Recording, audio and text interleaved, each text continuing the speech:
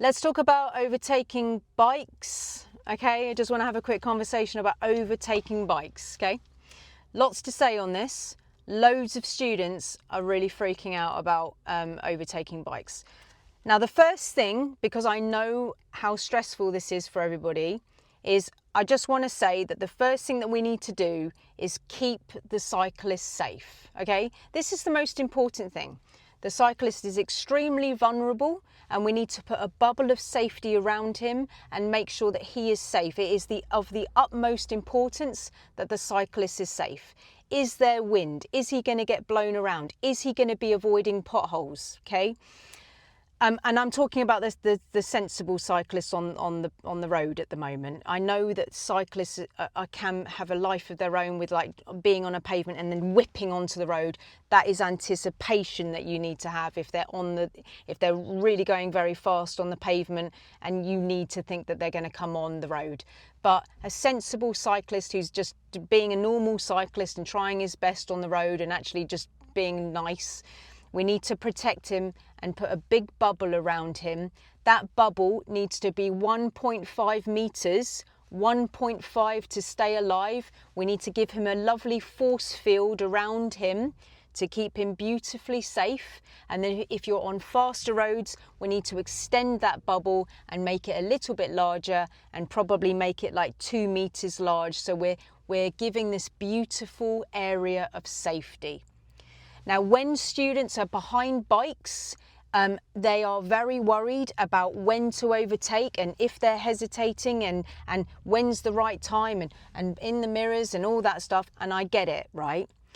But my strong advice is this: humanize the person on the bike, okay? At the moment, you're probably thinking of it as a bike, as one entire dimension, but it is a human on a bike, okay? Now that human that's on the bike, I strongly recommend that you pretend in your mind that the person who sat on the bike is somebody that you love or deeply care about and you don't want them to be hurt in any way. And the reason why I'm giving you this mindset is because you will be able to protect them better if you do that, because you won't want to hit them, and it will give you more balls to slow the people behind you down and go, no, I have the balls to slow the person behind me down because on that bike is my mum. On that bike is my son. On that bike is my granddad. On my bike, that is my best friend. On that bike, that is my au pair. Somebody that you care about deeply. And that will give you the ability to give them a beautiful force field and protect them. We can't just see them as this bike, right? It's better for you to humanize it, okay? Now they might be wobbly, they may be tired, yeah? And all of that stuff, we need to give them the space. Now I'm just going to tell you this from the perspective of being a driving instructor. If it was possible for me to see the ratio of people who have failed for overtaking a bike at the wrong time badly to the ratio of somebody not overtaking when there was space to go, it's unbelievably, the ratio is completely out of whack. You are so much more likely to fail for overtaking the bike badly and putting them at risk and danger than the people who stay behind the bike, yeah, and they don't go when they can. Now, I'm not saying for a minute that we need to be extremely hesitant because we need to get this right, but I'm just saying that more people are more likely to fail for overtaking at terrible times, at dangerous times, putting themselves at risk, putting the bike at risk, putting the oncoming people at risks on bends when you can't see and things like that. That, I've got so many memories now flooding my mind. I remember one student in particular overtook some bikes on a 60-mile-an-hour road on her driving test on a bend. It was the most frightening experience. I was sat in the back of the car. The examiner was at the front. My student literally just saw the bikes on a 60, overtook on a bend with no, it was, even the examiner went, like that. It was absolutely horrendously frightening, and we must stay behind the bike if there is any bends or we are unable to see, because we must put everybody's safety first. Yes, you might be on a 60, but you need to stay behind that bike if you can't see. If you can't see, you're going to have to stay behind that bike who's going really slow, I'm afraid. Yeah, it's annoying, but you need to keep it safe.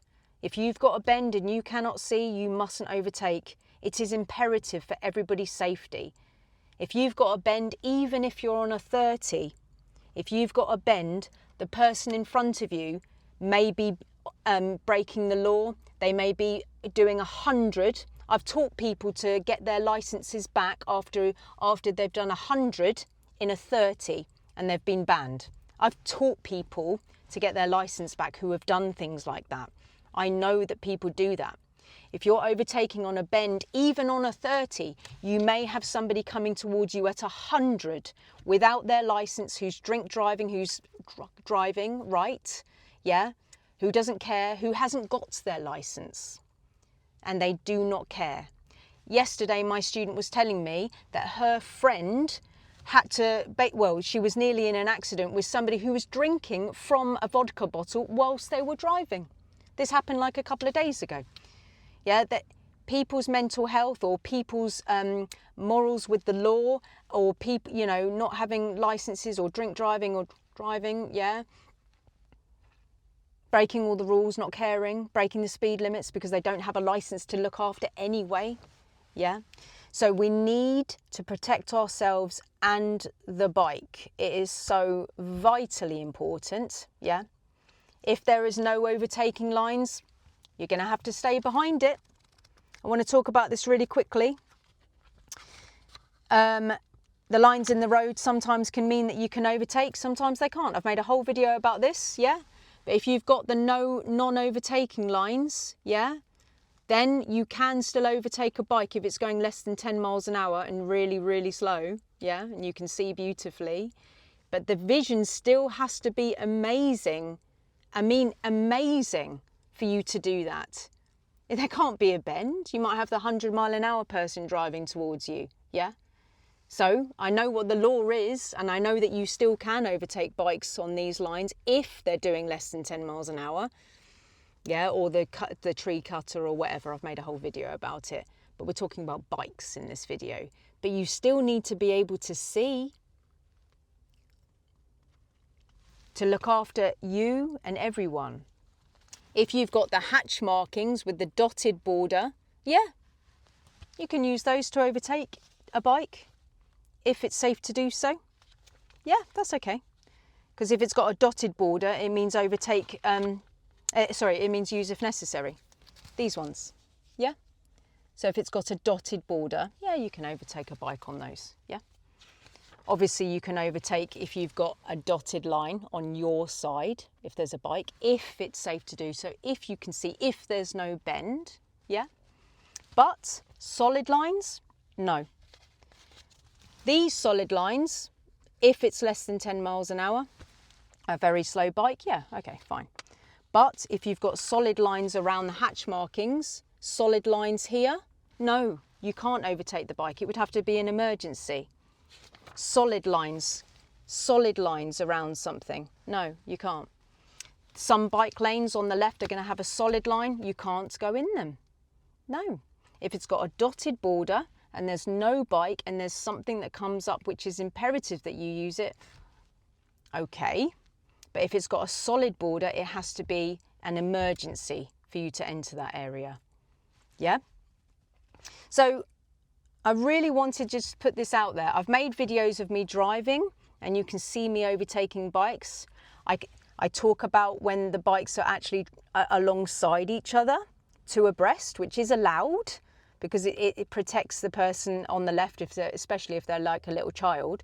But then they should really go to single file. If they're good bikes, they should go back to single file on difficult driving, and then they can come out again like that. So it's like a kind of beautiful, if it's working properly, like a beautiful vibe. that just keeps on morphing like a beautiful like bubble that just keeps on going in to let people pass, and then out, and then in. It's like a breathing kind of beautiful. But look ahead. Make sure that your planning is good. Make sure that you're not too close when you overtake. 1.5 meters, a beautiful bubble, or 2 meters. If you're traveling behind the bike, give space. Yeah, not just the 1.5, give space, because you don't want to be on his wheel. So maybe like a couple of car lengths, yeah, but don't get closer than a car length. It's scary for him. What happens if he just, like, I don't know, randomly like goes into a pothole? You don't want to be that close to him. But when you're overtaking, the law is 1.5 to stay alive. Yeah, you're going to fail your test if you're closer to a bike than that. Yeah. All right, guys. So I just really want you to think that through, and just, there's so much worry about these bikes. Humanize the person on the bike. That is my mum. I am going to hold up all of the people behind me. I am the head of the snake. I am the head of the conga line. Yes, I've got 15 people behind me, but that's my mum on the bike. That's my boyfriend, my girlfriend. Yeah, if they haven't pissed you off recently. No, I'm joking, obviously. Of course I'm joking. We would never do that to a beautiful cyclist or our other half. But what I'm trying to say is humanize this person. Make sure that you place somebody that you love in your mind, so you can kind of be like, I'm going to protect this person. I don't care whether I'm holding up 15 people, because that's my granddad. That's Grandma Betty. And I'm looking after her because I know she's got a heart condition at the moment. And I know that she's really sad at the moment. And I'm just going to give her some space, yeah? Because I love her. And I know that I'm going over to her house later for some overcooked carrots with a boiled bit of chicken. Have I gone too far? It's memorable though, isn't it? Right, so yeah, humanise the person. 1.5 to stay alive from the side, but do keep back, yeah? Choose your moment carefully. Is the road long enough and wide enough? Can you see? There's no bends. There's no road on the right, perhaps, where people are going to come out onto the road. Be careful. Don't overtake when there's a road on the right, or be very careful if there is a road on the right. Be careful of the markings in the road. If it's a solid line painted in the middle of the road, okay. If it's less than 10 miles an hour, the bike, and you've got beautiful observations, okay. But if it's got a hatch marks in the middle, either chevrons or hatches, I call it the double glazing. You know, like double glazing has got a piece of glass here and a piece of glass here, and there's something in. So if it's double glazing and it's got a solid border, you are not allowed to go on that unless it's an emergency. You can't break the glass. Yeah? If it's a broken bit of glass already, then yeah, all right then. We can go into the double glazing. That's cool. If it's safe to do so, yeah, and we find that it is useful to do it, yeah, then fair enough. It's got a broken border anyway, so we can pop in there, broken border. Solid border, you cannot break the glass. The 10 mile an hour rule doesn't work with the double glazing. It's just the single line or the double white line in the road, which can be solid, or it can be dotted on one side, like I showed you in the picture, yeah? So, yeah.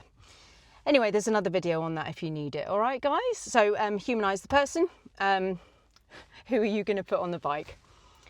I like the Betty story. I thought that one was fun. All right, guys, I really hope that helps you. Go and see my visual on that if you want to actually watch me drive it. All right? Yeah. All right, then. I'll speak to you soon. Take care.